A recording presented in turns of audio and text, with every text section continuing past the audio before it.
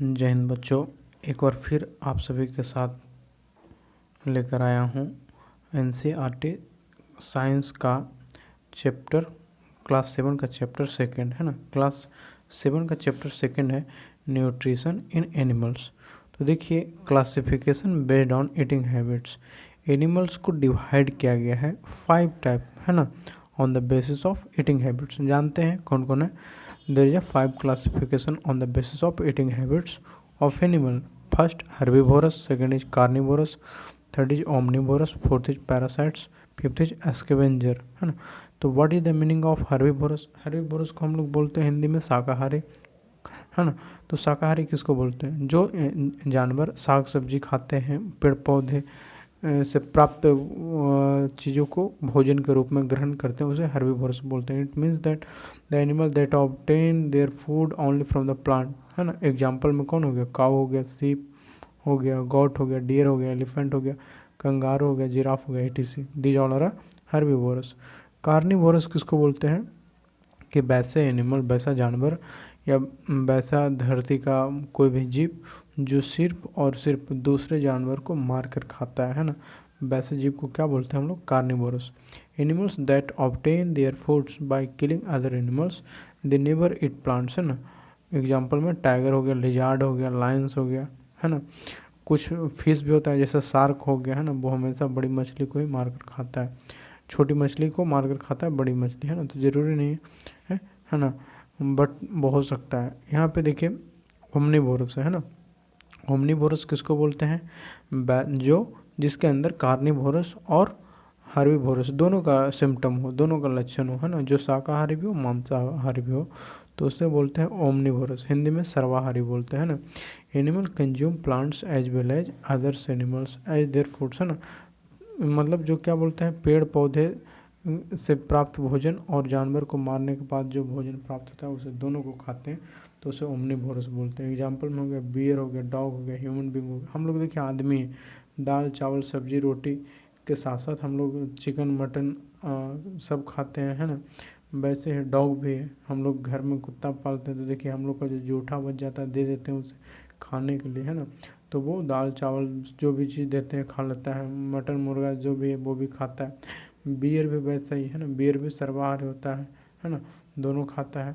ऐसे बहुत सारे एनिमल्स हैं हमारे धरती पे। चौथा है पैरासाइट्स। पैरासाइट्स किसको बोलते हैं? परजीवी बोलते हैं हिंदी में, है ना। जो दूसरे जीवों के ऊपर डिपेंडेंट होते हैं ना। Organism that obtain their food from the other animals either by living inside और आउटसाइड ऑफ देयर बॉडीज, है ना। तो देखिए क्या बोलते हैं कि वैसे ऑर्गेनिज्म जो फूड को ग्रहण करते हैं, ठीक है ना, फूड ग्रहण के लिए दूसरे एनिमल पे निर्भर रखते हैं ना, जिंदा एनिमल पे। तो वहाँ पे जब एनिमल के शरीर के अंदर रहते हैं तो वैसे पैरासाइट को बोलते हैं एंडो पैरासाइट, है ना। और जब वो शरीर के बाहर चिपक कर किसी भी एनिमल से फूड को क्या करते हैं, लेते हैं, तो उसको बोलते हैं हम लोग एक्टो पैरासाइट्स, है ना। तो देखिए हमारे शरीर के अंदर, ह्यूमन बीइंग के अंदर बॉडी में हो जाता है टेप बॉम हो जाता है ना, एंड राउंड बॉम हो जाता है, तो वो हमारे बॉडी के अंदर इनसाइड होता है। कभी कभी इसके कारण पेट में बहुत ज़्यादा दर्द होने लगता है ना। हम लोग खाना खाते हैं तो हमारा हेल्थ डेवलप नहीं हो पाता है। क्यों? क्योंकि हमारे शरीर के अंदर जो इंडो पैरासाइट होते हैं, है ना, जैसे टेप बॉम हुआ और राउंड बॉम हुआ, वो क्या करते हैं, हमारे भोजन को कंज्यूम कर जाते हैं, तो हमारा बॉडी का ग्रोथ रुक जाता है ना। और जब इन्हें भोजन नहीं मिलता है तो ये घूमने लगते पेट में, हमारा पेट बहुत दर्द देता है। तो इसलिए इसको मतलब ये हो गया एंडो पैरासाइट। दूसरा होता है आउटसाइड जो पैरासाइट होते हैं उसको बोलते हैं एक्टो पैरासाइट। जैसे लीच हो गया, है ना। लीच बोलते हैं ना, हम लोग दोस्त को भी बोलते हैं एकदम लीच है ये आदमी, है ना, कि ये आदमी दूसरे से तो पैसा ले लेगा, दूसरे से बुक ले लेगा लेकिन खुद नहीं देगा, है ना। और दूसरे से इस तरीक़ा से पैसा मांगे, एकदम नहीं दोगे तो भाई वो जाएगा ही नहीं, है ना, मतलब देना ही पड़ेगा आपको। तो वैसे इंसान को हम लोग बोल देते हैं ना कि लीच है। लीच हिंदी में इसको जोंक बोलते हैं ना। तो ये भी आउटसाइड होता है बॉडी के ऊपर, है ना, हमारे शरीर के चमड़ा के ऊपर जब चिपक जाता है तो वो हटता नहीं है, बहुत ही मुश्किल होता है हटाने में। ये कहाँ पे मिलता है? ज़्यादातर पानी के अंदर रहता है। जब हम लोग नदी तालाब में नहाते हैं तो वहाँ पे हमें हमारे बॉडी पे चिपकने का डर ज़्यादा रहता है। अगला है देखिए स्कैवेंजर, है ना। स्कैवेंजर क्या होता है? Animals which feed on the remains of dead animals preyed by the predators, है ना। जो जानवर, है ना, जो जानवर कोई भी हिंसक एनिमल या फिर बोलते हैं कि जो खतरनाक जानवर होते हैं, जो कार्निवोरस होते हैं, उनके द्वारा मारा गया जानवर को जब खाते हैं तो उसके स्कैवेंजर बोलते हैं ना। जैसे बल्चर हो गया, क्रॉच हो गया, जयकाल हो गया। जयकाल मतलब देखिए गीदड़। गीदड़ क्या काम करता है? जैसे हमारा जंगल का राजा शेर होता है, शेर किसी भी जानवर को मारता है तो मारने के बाद वो भोजन को खाता है ना। तो भोजन खाने के बाद कुछ जानवर का हिस्सा छूट जाता है ना, तो उसे वो कौन खाता है? जयकाल खाता है। तो ये इंतज़ार करता रहता है कि कभी तो जंगल में कोई शेर हो, है ना, और वो कोई जानवर को मारे और कुछ छोड़ दे, तभी हमको भोजन प्राप्त हो पाएगा, है ना। होता है क्योंकि ये खुद नहीं मार पाता है तो ऐसे को क्या बोलते हैं? स्कैवेंजर बोलते हैं, है ना। फिर होता है animals nutrition includes nutrients requirement, mode of intake of food and its utilization in the body. देखिए इंसान को जो कार्बोहाइड्रेट, है ना, कार्बोहाइड्रेट हमारे बॉडी को न्यूट्रिशंस के रूप में क्या चाहिए? कार्बोहाइड्रेट चाहिए, प्रोटीन चाहिए, है ना, विटामिन्स चाहिए, मिनरल्स चाहिए, फैट चाहिए। तो ये कैसे मिलता है? ये हमारा बॉडी कैसे पूरा करता है? जब हम अपने बॉडी में अच्छा खाना खाते हैं, हेल्दी खाना खाते हैं और उसका हमारा बॉडी पूरे तरीक़े से यूटिलाइजेशन करता है ना। जैसे अगर हम खाना तो हेल्दी खा रहे हैं लेकिन हमारा डाइजेशन सिस्टम स्ट्रांग नहीं है तो हमको एनर्जी नहीं मिल पाएगा, है ना। अगर हम हेल्दी फूड खा रहे हैं और हमारा डाइजेशन सिस्टम अच्छा है तो हमारे बॉडी को एनर्जी मिल पाएगा, है ना। फिर देखिए human digestive systems consist of the alimentary canals and secretory glands, है ना। इट कंसिस्ट ऑफ द, देखिए हमारा जो ह्यूमन बताएं अभी कि हमारा ह्यूमन सिस्टम क्या होना चाहिए? हमारा ह्यूमन का डाइजेस्टिव सिस्टम अच्छा होना चाहिए, तभी हम लोग खाना को अच्छे से डाइजेस्ट कर पाएंगे। तो हमारा जैसे ही मुंह में हाथ से कौर बनाकर जब डालते हैं, है ना, तो वहीं से हमारा डाइजेशन शुरू हो जाता है, ठीक है। तो हमारा डाइजेशन का पूरा बॉडी का हिस्सा है, क्योंकि देखिए मुंह में भी लार्वा होता है ना, जो हमारे मुंह को जब खाना को बहुत चबाते हैं तो हमको मीठा लगने लगता है। वो किसके कारण है? हमारे मुंह में ही डाइजेशन शुरू हो जाता है ना। तो क्या होता है? मुंह में बगल कैविटी होता है, फिर देखिए ओएसोफेगस होता है, उसके बाद स्टोमच में खाना जाता है, स्टोमच से स्मॉल इंटेस्टाइन में जाता है, स्मॉल इंटेस्टाइन से जाता है large intestine ending in rectum, जो रेक्टम होता है फिर एनस में जाता है ना। इस तरीक़ा से जो भी मतलब हमारा डाइजेस्टिव सिस्टम से ये है पूरा, है ना। इसको जब एनसीईआरटी के बुक में आप अच्छे से देखिएगा तो फिर डायग्राम को अच्छे से ड्रॉ किया गया है। यहाँ पर डायग्राम तो संभव नहीं है, कोशिश करेंगे आपको डाल देते हैं, है ना। The main digestive gland which secrete digestive juice are the, क्या होता है? सैलिवरी ग्लैंड्स होता है, हमारा माउथ में होता है जो सैलिवरी ग्लैंड्स होता है। फिर लीवर्स होता है ना, लीवर्स में होता है ग्लैंड्स होता है। पैनक्रियाज होता है। देखिए हम लोग खाना खाते हैं ना तो उसमें देखिए खाना में अगर कुछ वायरस है, कोई भी चीज़ है, कुछ घातक चीज़ है जो हमारे बॉडी को नुकसान पहुंचा सकता है, तो उसका काम तमाम कहाँ पे किया जाता है? लीवर में, क्योंकि लीवर में हमारे बॉडी में होता है जो HCl गैस है ना, हाइड्रोक्लोरिक एसिड का फॉर्मेशन होता है। कभी कभी जब हम लोग खाना नहीं खाते, भूखे पेट रहते हैं, तो हाइड्रोक्लोरिक एसिड ज़्यादा बन जाता है ना, तो जिसके कारण हमारे पेट में क्या होता है? गैस बनने लगता है, एसिडिटी होने लगता है, तो वो भी हमारे लिए ख़तरनाक है ना।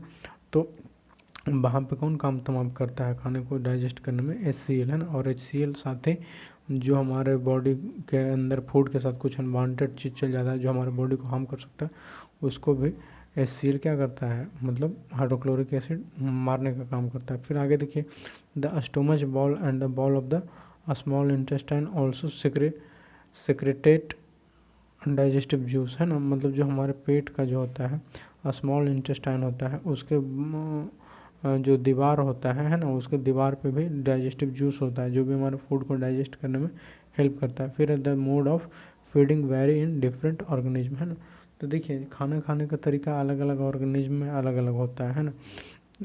हम लोग इंसान के अंदर ही देख लें, जानवर तो दूर की बात है। साउथ इंडियन लोग अलग तरीक़े से खाते हैं, नॉर्थ इंडियन लोग अलग तरीक़े से खाते हैं, जापान के लोग अलग तरीक़े से खाते हैं, अमेरिका के लोग अलग तरीक़े से खाना खाते हैं, है ना। तो सभी का कल्चर है। वैसे ही ओमनीवोरस एनिमल का, कार्निवोरस एनिमल का और हर्बीवोरस एनिमल का खाने का तरीका क्या होता है? अलग अलग होता है सबका। फिर देखिए आपका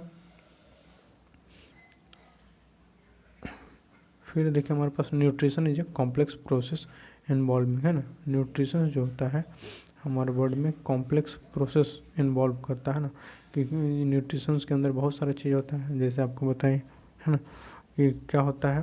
पहला इंजेशन होता है, दूसरा डाइजेशन होता है और तीसरा एब्जॉर्प्शन होता है ना। एब्जॉर्प्शन में भी दो प्रोसेस होता है, एसिमिलेशंस होता है और एगेशंस होता है ना, एजेशंस होता है। Digestions of the carbohydrate like starch begins in the बगल कैविटी। देखिए क्यों हमारे पास न्यूट्रिशंस का जो है डाइजेशंस भी है वो अलग अलग प्रोसेस होता है ना। देखिए बगल कैविटी में ही हमारा किसका डाइजेशन शुरू हो जाता है, कार्बोहाइड्रेट का।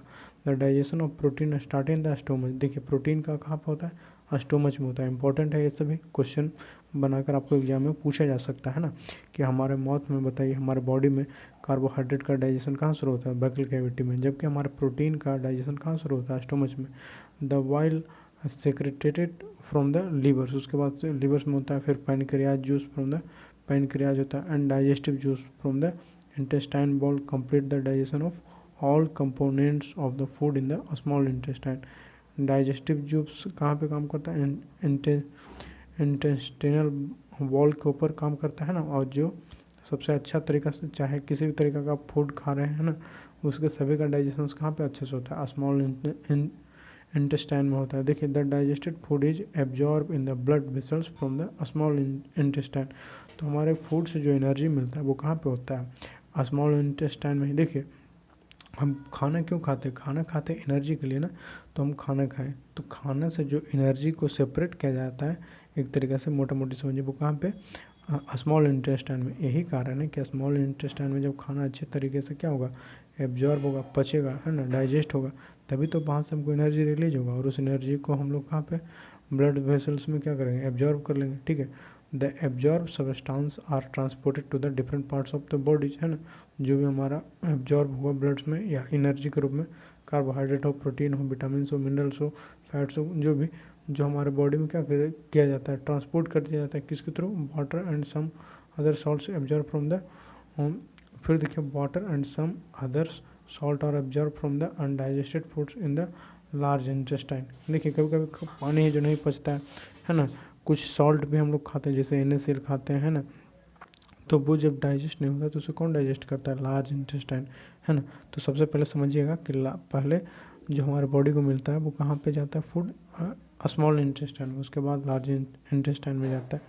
देखिए फिर बोलता है the undigested and unabsorb residues are expelled out of our bodies as a faeces through the anus, है ना।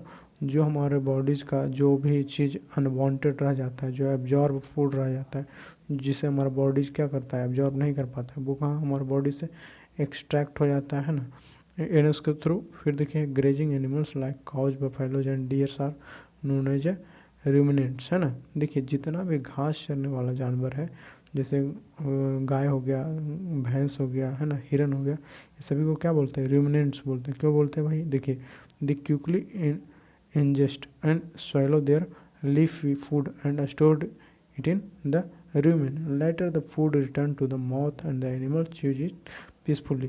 इसको ruminant क्यों बोलते हैं, क्योंकि ये देखिए क्या करता है, जानवर है ना, मतलब गाय हो गया, भैंस हो गया, बैल हो गया, जो भी हरा भरा खेत को देखता है पूरा मन से एकदम जल्दी जल्दी क्या करता है, खाने लगता है, और फूड को थोड़ी देर ही चिबा कर क्या करता है, पेट में स्टोर कर लेता है। बाद में क्या करता है, इट इन द रूमेंस, है ना, ग्वाल, इसको ज्वाली बोलते हैं।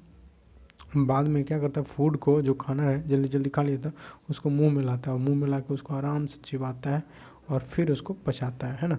लेकिन हम लोग इंसान एक बार जो खा लिए वो खा लिए, है ना, दोबारा उसको क्या कर सकते हैं, वापस से मुंह में ला के नहीं पचा सकते, है ना।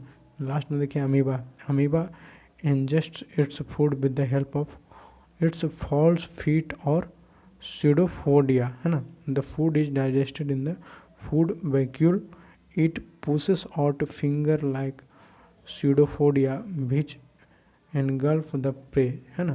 कहाँ पे होता है, अमीबा के अंदर जो होता है फूड का डाइजेशन करता है, वो किसके थ्रू से करता है, फॉल्स फीट के द्वारा या फिर सीडोपोडिया के द्वारा करता है ना, सीडोपोडिया के द्वारा करता है। तो फूड जो होता है वो डाइजेस्टेड होता है, कहाँ पे होता है, फूड वैकल में होता है ना, फूड वैकल्स में होता है। तो उम्मीद करते हैं ये ये चैप्टर आपको अच्छे से समझ में आया होगा, है ना। इसी के साथ इस चैप्टर को समाप्त करते हैं। जय हिंद बच्चों, मिलते हैं अगले चैप्टर में। धन्यवाद।